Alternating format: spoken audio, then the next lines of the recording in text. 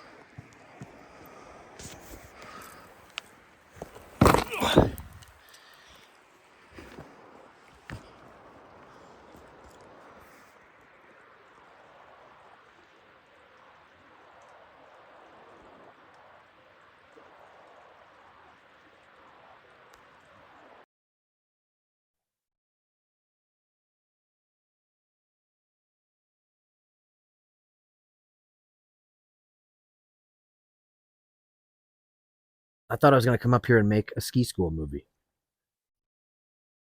And then it became apparent as soon as I got here that Shelley had made her last cycle, her last trip. I'm glad you get to be here with me. If I seem dour in this episode, it's pretty obvious why. I had no idea this is what it would be. But I have to honor the journey just as much as everybody else, so.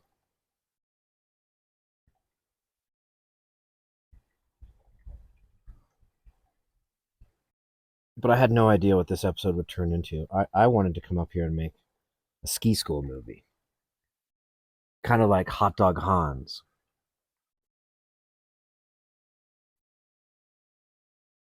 Which we will make in the future. But the gods said no. And so you can kind of think of this episode as my recollection of a few things up here, but more of a big ceremony. The more I do this show, the more it turns into one big ceremony. But that's kind of the way I designed it. When you choose a path in this life, the first thing the universe is going to do, it's going to look at you and it's going to go, are you sure?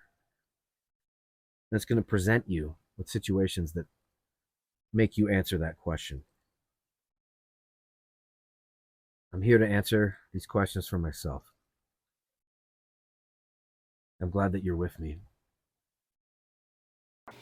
It's about, somewhere between 6 and 9 degrees above zero outside.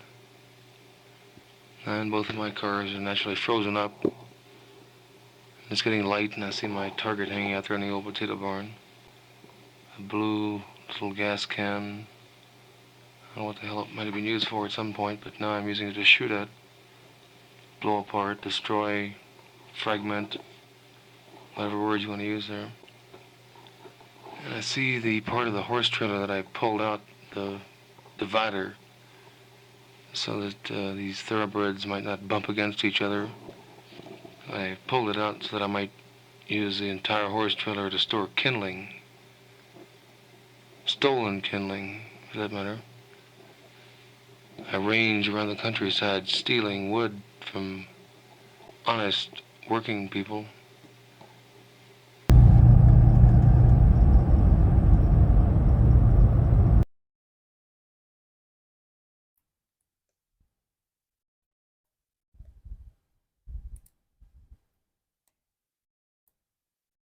I'll never forget driving in to Angel Fire for the first time.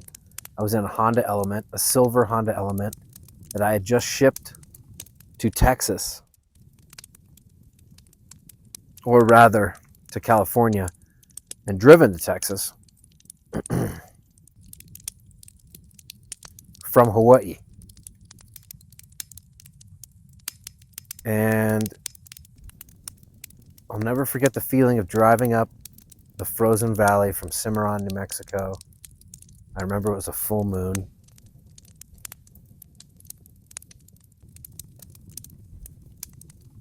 There was snow everywhere. Everything was frozen.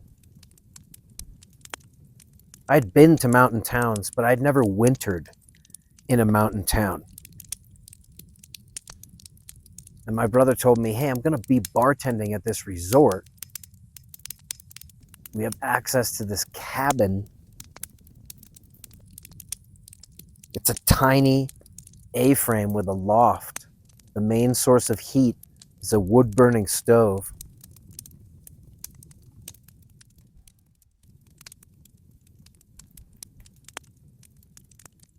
But I'm going to be bartending at a resort all winter. You should come up.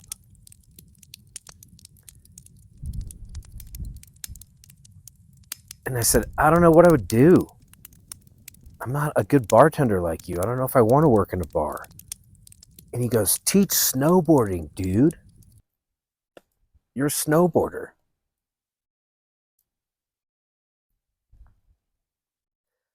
And at the time, I thought I was hot shit.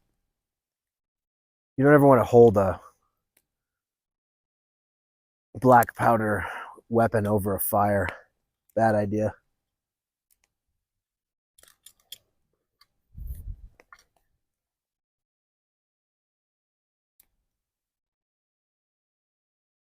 And I don't know what happened. It was so serendipitous.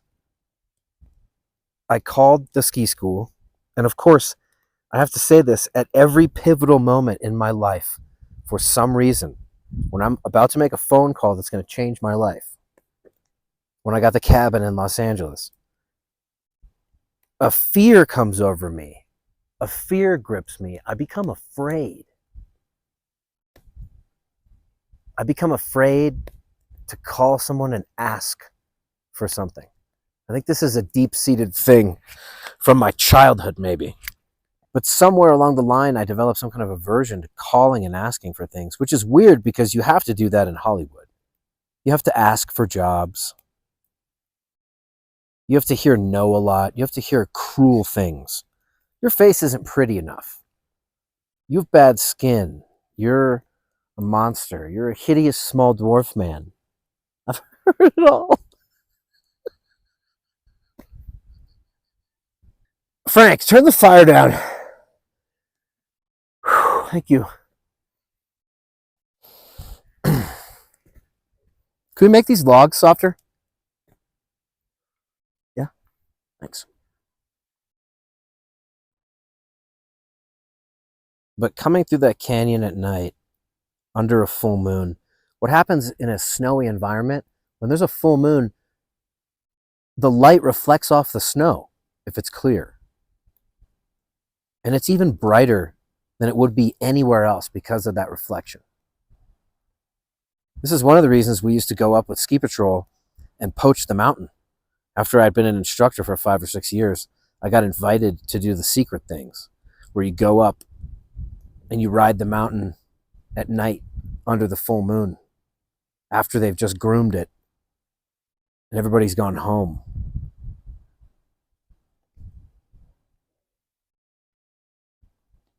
Those are moments I had no idea I would have missed if I hadn't made that phone call. If I hadn't said,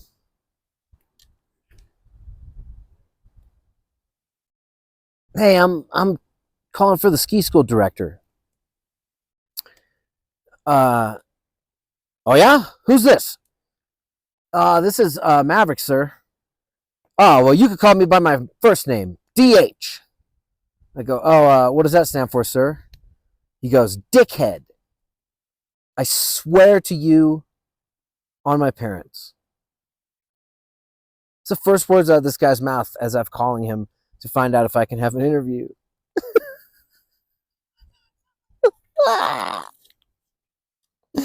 Dickhead! His name is Mike Davies. Shout out. I hope he's still around. I hope he doesn't sue me for telling the truth about how awesome he was as a director of a ski school. And I'm not saying that just because that year I was given Rookie of the Year. I am saying that because I got a job over the phone with a guy who was awesome. He felt like my uncle, my crass, filthy uncle who had pictures of naked women in his bathroom when you'd go to pee. You'd be looking at beautiful, naked Polynesian women. It makes an impression at 10, at 8, at 6, at 5. There are certain people in this life who understand that the governors are made by the governors. And these people get it. And it's not your job to start revolutions. It's your job to be an inspiration. Not necessarily for a revolution, but for fun, for an escape, for an opportunity to change the entire trajectory of your life because of one phone call. I was excited. I made that call. I made similar phone calls when I got a job on the Body Glove boat in Hawaii. When I got a job for Hawaii Forest and Trail as a wilderness guide. When I got a job for Trek America. When I called them in Los Angeles. At each one of these moments, I remember a very vivid fear. I don't know of what. I don't know of what. But now I know that it's the bridge troll. The bridge troll is the creature from the ethos that reaches out right before you're about to change the trajectory of your life by going over a bridge or by making a bridge.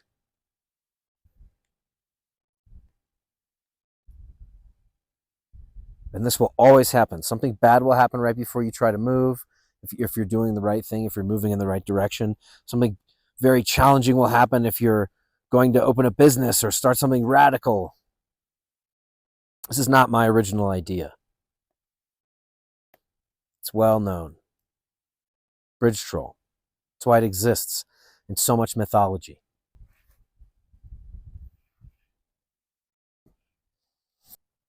And I know I've said this before. I mean, I feel like I've exchanged alligators for bears and mountain lions.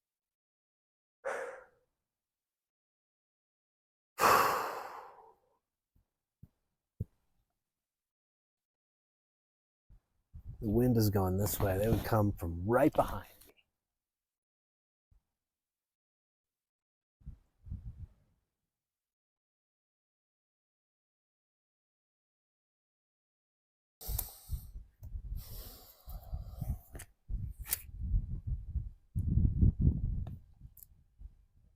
Overcoming that fear allowed me to have a life that I'm proud of. And I'm not saying I'm proud of the whole thing. I'm not proud of being homeless, but that led to a private estate behind a locked gate with a waterfall run that I did every day. Challenges lead to triumph.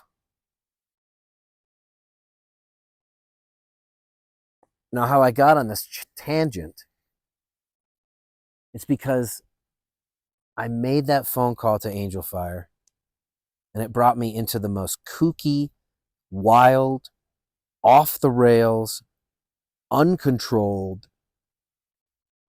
yet epically excellent environment for a young single person or an old retired person.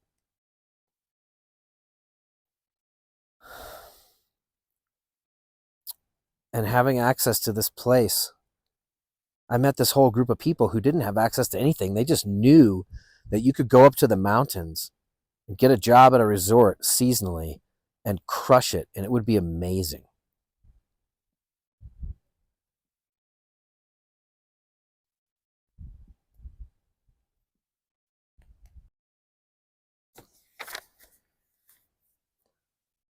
Huh.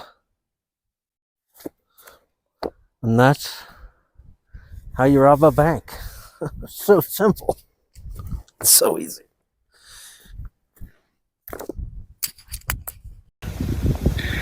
I find it hard to talk about the illusion of matter because I'm a materialist. That is to say, I like material. And though I may seem to you to be quite self-contradictory. For example, a wine should have body. Pure alcohol doesn't. And it's terribly important in human character for there to be a blend of materialism and mysticism, between sensuality and spirituality. You see, people who are purely sensuous and materialistic get very boring. You can fill your lives with all good things, with Alfa Romeos and hi-fis and wonderful cameras and girls with beautiful bodies and Chris Crafts and dry martinis and Chanel No. 5, you know. And after a while, if that's all you've got, it gets sickening and the bottoms begin to feel like plastic and the martinis taste like medicine. And somehow, you get a distaste for life, and even for mountains and trees and waters. And then on the other hand, the purely spiritual approach to things is too rarefied, too earnest, too abstract, too purely Euclidean. And the people who are intensely spiritual and don't have any sensuality are always desperately serious, colorless, lacking in humor, and never are able to meet one as man to man with a kind of a friendly leer in the eye. That's terribly important. They live at a level of the frantic intensity. I see these two extremes need each other. Say, spirituality needs a beer and a loud burp, and sensuality needs a rough blanket and a hard bed and a cold night with the stars.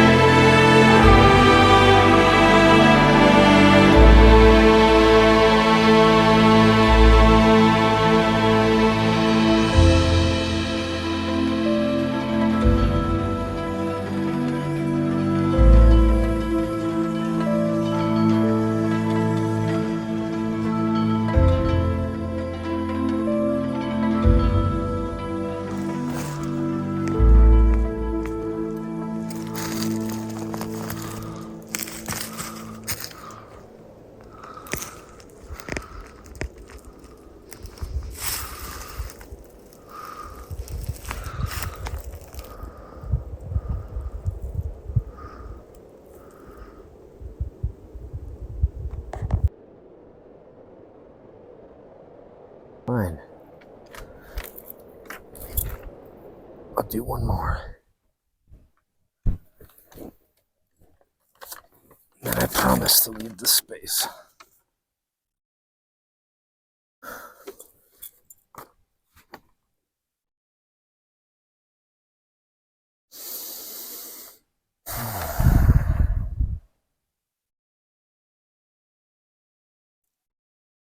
This is a poem called Bluebird by Charles Bukowski. There's a bluebird in my heart that wants to get out, but I'm too tough for him. I say, stay in there. I'm not going to let anybody see you. There's a bluebird in my heart that wants to get out, but I pour whiskey on him and inhale cigarette smoke. And the whores and the bartenders and the grocery store clerks never know that he's in there. There's a bluebird in my heart that wants to get out, but I'm too tough for him. I say, stay down. You want to mess me up? You want to screw up the works? You want to blow my book sales in Europe? There's a bluebird in my heart that wants to get out, but I'm too clever. I only let him out at night, sometimes, when everybody is asleep. I say, I know you're there, so don't be sad. And then I put him back. But he's singing a little in there, and I haven't quite let him die. And we sleep together like that, with our secret pact. And it's nice enough to make a man weep. But I don't weep. Do you?